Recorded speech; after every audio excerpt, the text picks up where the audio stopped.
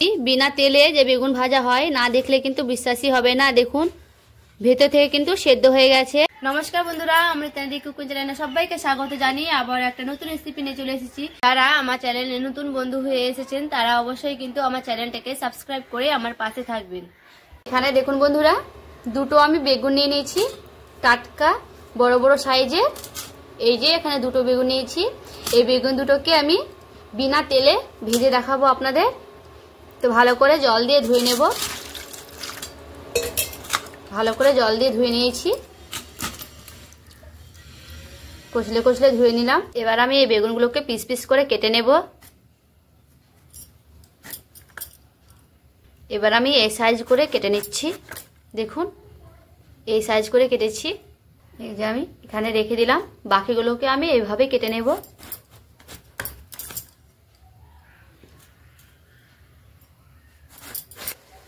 দেখো সবগুলো বেগুন আমার কিন্তু কাটা হয়ে গেছে।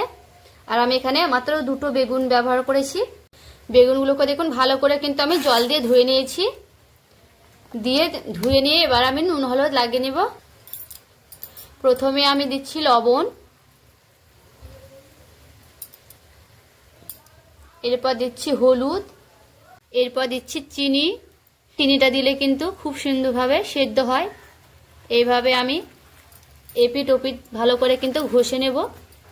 এই দেখুন এইভাবে ভালো করে লাগিয়ে নেব, যেন ভেতর থেকে জিনিসটা লবণ হলুদ আর চিনি কেন ভেতর থেকে যেন ভালো ভেতর থেকে ঢুকলে সেদ্ধ খুব সুন্দর কিন্তু সেদ্ধ হবে। এবার আমি এইগুলোকে 5 থেকে 10 মিনিটের মতো রেস্টে রেখে দেব। দেখুন প্রায় 10 মিনিট পর ফিরে এলাম। আর বেগুনের ভেতরে কিন্তু খুব সুন্দর লবণ আর সে চিনি হলুদ ঢুকে গেছে। দেখুন ভেতর থেকে বুঝতে পাচ্ছেন জল কিন্তু বেরিয়ে গেছে অনেকটাই। এই যে এখানে আমি কয়েকটা উপকরণ ব্যবহার করব। সেগুলো হচ্ছে এখানে আছে বেসন, বেসন না থাকলে ময়দা দিয়ে দিতে পারেন। আর দেব কর্নফ্লাওয়ার, 1 চামচের মতো কর্নফ্লাওয়ার দিয়ে দিচ্ছি। দিয়ে ভালো করে এইভাবে মাখিয়ে নেব। এপিট ওপিট করে এইভাবে 2 হাত দিয়ে মাখিয়ে নিতে হবে, যেন পুরোটাই ভেতর থেকে যেন লেগে যায়। আবারও 5 মিনিট পর ফিরে এলাম। এবার দিয়ে দিচ্ছি ভাজা মশলার গুঁড়া। ভাজা মশলার গুঁড়োটা কিন্তু নিজের পছন্দ মতো দিয়ে দিতে পারেন, যে বাচ্চারা খাবে তার জন্য। আর দেব পোস্ত 1 চামচ। সব বেগুনের ওপরে অল্প অল্প করে দিলে কিন্তু হয়ে যাবে।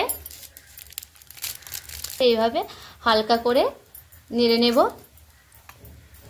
বেশি নাড়ার প্রয়োজন নাই, হালকা করে নেড়ে নিলেই হয়ে যাবে, যেন লেগে থাকে বেগুনের গায়ের ওপরে, দেখতে কিন্তু ভালো লাগবে। বেগুনগুলোকে আমি প্রায় 15 থেকে 20 মিনিটের মতো আমি রেখে দিয়েছিলাম ঢাকা দিয়ে। এবার আমি সেই বিনা তেলে ভেজে নিব বেগুনগুলো।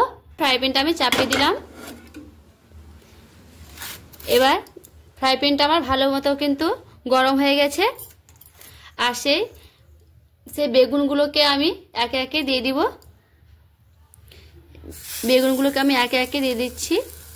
আর এখানে গ্যাসটা কিন্তু একেবারে কমিয়ে দিতে হবে। এখানে আমি 4টের মতো নিলাম। এবার আমি ঢাকা দিয়ে দিচ্ছি। এবার আমি ঢাকাটা তুলে দেখব। এবারে এপিট ওপিট করে উল্টে নেব। দেখুন কত সুন্দর কিন্তু উল্টানো যাচ্ছে বিনা তেলে। যে ভাই সত্যি না করলে বা না দেখলে কিন্তু বিশ্বাসই হবে না। দেখুন এইভাবে দিয়ে আবার কিন্তু আমি ঢাকা দিয়ে দিব।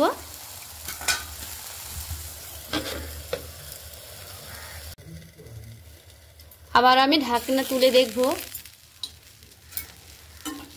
আবারও এপিট ওপিট একটু ভেজে নেব। উল্টে নিচ্ছি। দেখুন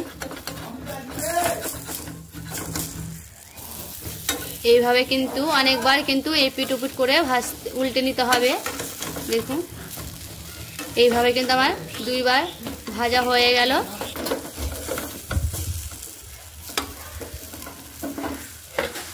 আবার আমি ঢাকা দিয়ে দিচ্ছি। আবার কিছুক্ষণ পর ফিরে আসবো।